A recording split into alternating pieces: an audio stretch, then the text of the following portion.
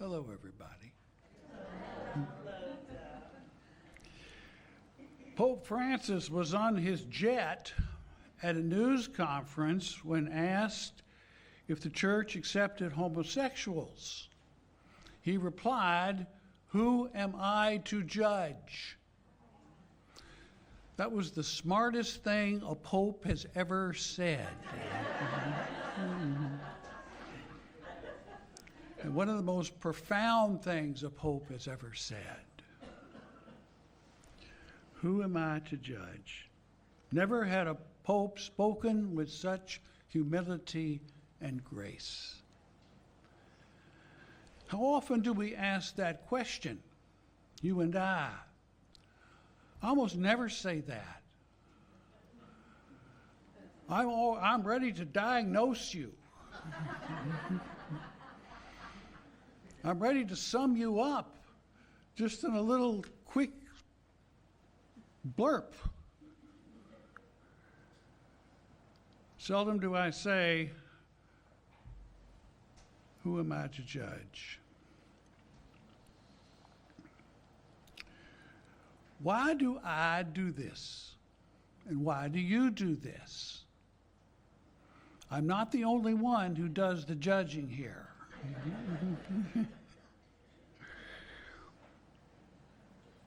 It's because of what I call, this is a very fancy term, the narcissistic standard. What this means is this: how I feel about things and think about things, how I do things is the best way. The way I cook eggs, the way I drive a car, do therapy, eat pizza, how I dress and talk and think is superior to everyone else on the planet. Remind you of someone? Me too. Now, the psychological term for that is megalomania. My term, superior to megalomania,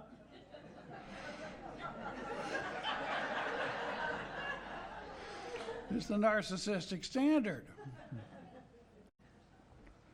Even as I talk about it, I do it. And I bet you do too.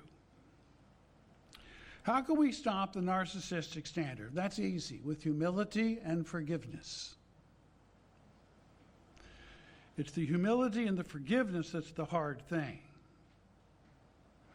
Most of us have had the humility schooled out of us. From when I entered the first grade, school was a competition. I was in the Bluebird group. You may have been in the Redbird group or the Yellowbird group, because the Bluebird group were the superior readers.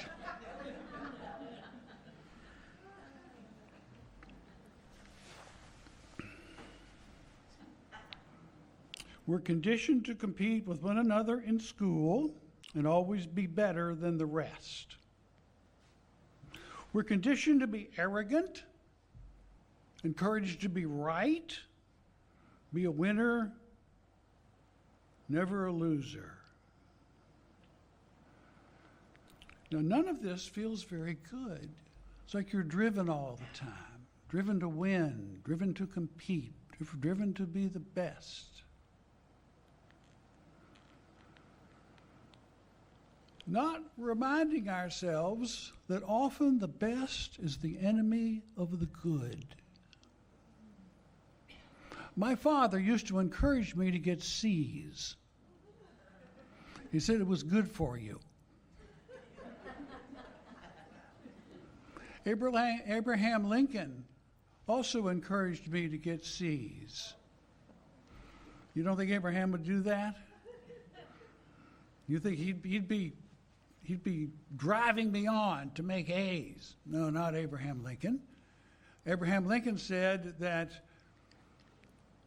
God loves ordinary people. That's why he made so many of them. Isn't that funny of Abraham? With humility and forgiveness, we are enveloped with a radiance not quite our own, the radiance of love itself. Now, about me forgiving people. I'm going to talk about two people in one organization that I need to forgive. The organization I need to forgive is the Roman Catholic Church, where I was a priest, as Gail said, for 10 years. The Catholic Church profoundly disappointed me. I was expecting the bells of St. Mary, and I got troubled people and dysfunction everywhere I looked. I would say that the Catholic Church is a mother who doesn't want her children to grow up and keeps her children with the threat of eternal damnation. That's a tough critique, isn't it? Yes. Yet the Catholic Church is where I grew up into an adult with responsibility, compassion, and a firm sense of order. I found my voice and felt the love of hundreds, even thousands of people. The Catholic Church is where I learned to pray and contemplate. It's where I reached an identity much larger than myself, in fact, an archetype. Just like a mother or a father, that's an archetype. The priest is an archetype. It meant that any question you ask me, I can answer. Or I could say it's a mystery.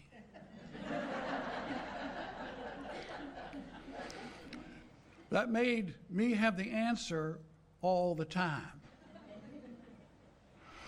It was not very good for me.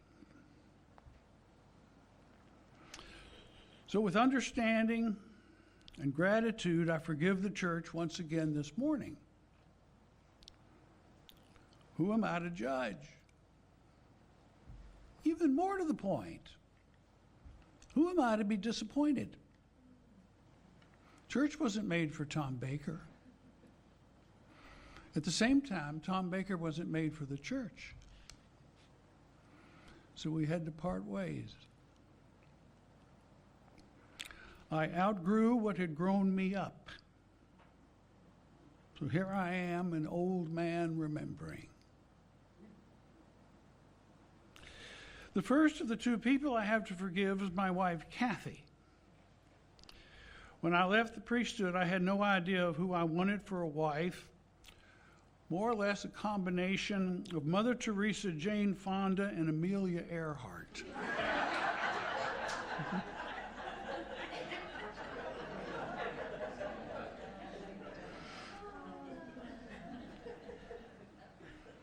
Didn't think I put Kathy on the spot, do you? Holy, beautiful, and courageous. Yet Kathy is the most wonderful woman I've ever known. She's right. She's not the most wonderful woman. My mother was the most wonderful woman I've ever known, but she is right there with my mother. She's completely loving of everybody and everything. She is so loving of everybody that she meets, including our cat, that I started to get jealous. I asked her, "Do you love the cat less than you love me?" And she said, "No, I don't love the cat less than you. I love you both the same." I said, "Kathy, what are you saying?"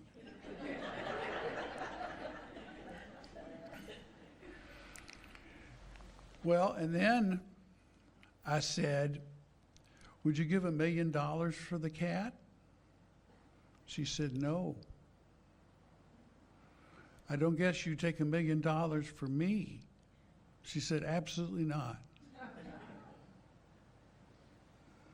That's the kind of person she is. Now, by loving everyone and every creature the same as me, my wife taught me humility. I think that the secret of humility is equality. When we're equal with one another, then we know that things are safe, that things are good.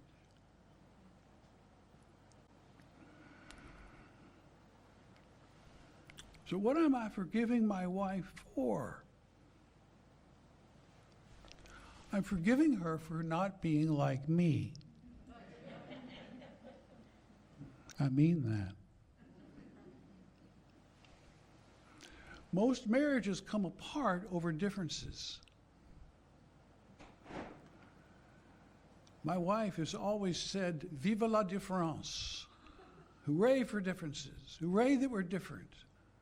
Not opposites, but different.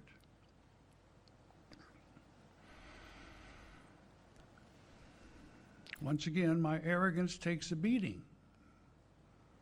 Who am I to judge?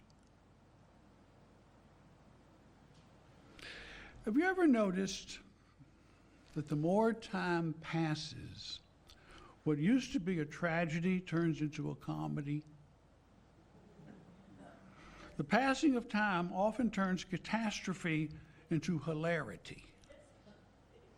Such was the case with the final person I need to forgive.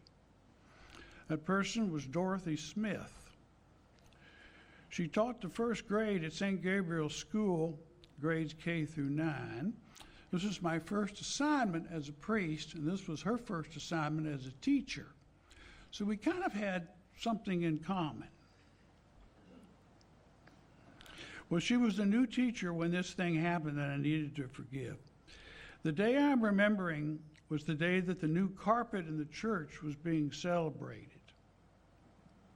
Miss Smith's first grade class had the honor of initiating the carpet. Miss Smith told the children that no one had better get sick on the new carpet or there would be hell to pay. Which most of the children took literally. Vomit and hell were being used in the same sentence. A very bad idea for first graders. Miss Smith marched into church with her class, and at first all was well. I made the sign of the cross and greeted the children. Then one boy in the front pew looked at me in great distress and uttered, "Father, don't let me go to hell." With that, he vomited. Now, first graders are copycats.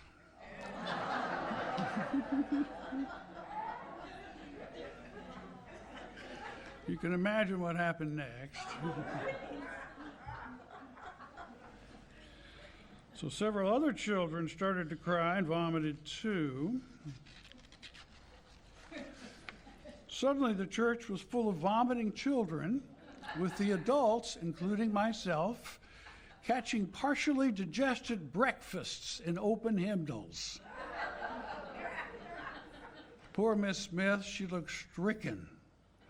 The carpet was ruined, and we all felt terrible. But looking back on it, it was hilarious. It was very funny.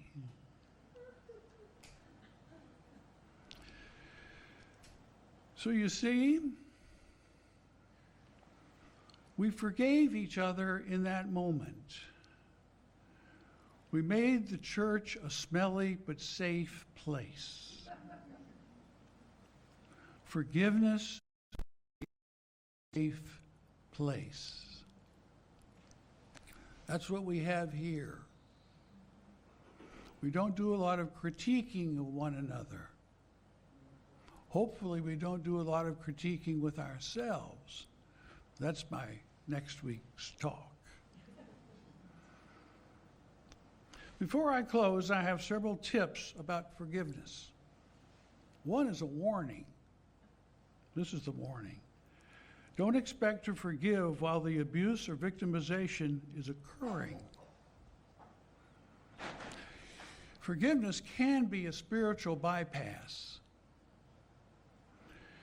Instead of feeling the feelings, you repress them. We need the freedom to feel the things we feel, like anger and rage and hopelessness and helplessness. Those things need to be expressed when we've been a victim. We can't just forgive right off, because repressed feelings simply make the hate go underground and grow. Also, repressed feelings can make you physically ill, so vent and get to know these feelings. Then see the person as your equal and move into humility.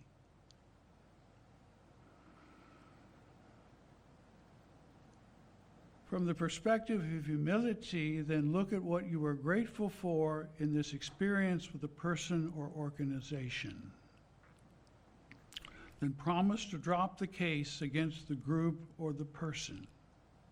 Now, you have heard it said that you have to forgive yourself before you forgive anybody else. I don't think that's true. In fact, I think the self is the last one we forgive. By forgiving others, which is the harder thing to do in many cases, we think, but by forgiving others, we build up the momentum ourselves. And that's peace. And that's joy. The worst condemnations and subsequent punishments we save for ourselves. We're going to talk about that next week when we talk about desire, the dilemma that is desire. During your upbringing, I suspect, this is a little preview of next week, in your upbringing, I lost it, wait a minute. What was I saying? In your upbringing, you were probably schooled in not having desires. You were warned against desires. You better dress tight and dress up and make sure that you didn't get too desirous. So in a funny way, we're a repressed bunch of people in the United States. In other ways, we're out of control. As we learn to forgive ourselves, then we learn to be at peace, to not make anything life or death, because we learned at Easter, there is no death. There's simply joy and love waiting in every person we meet.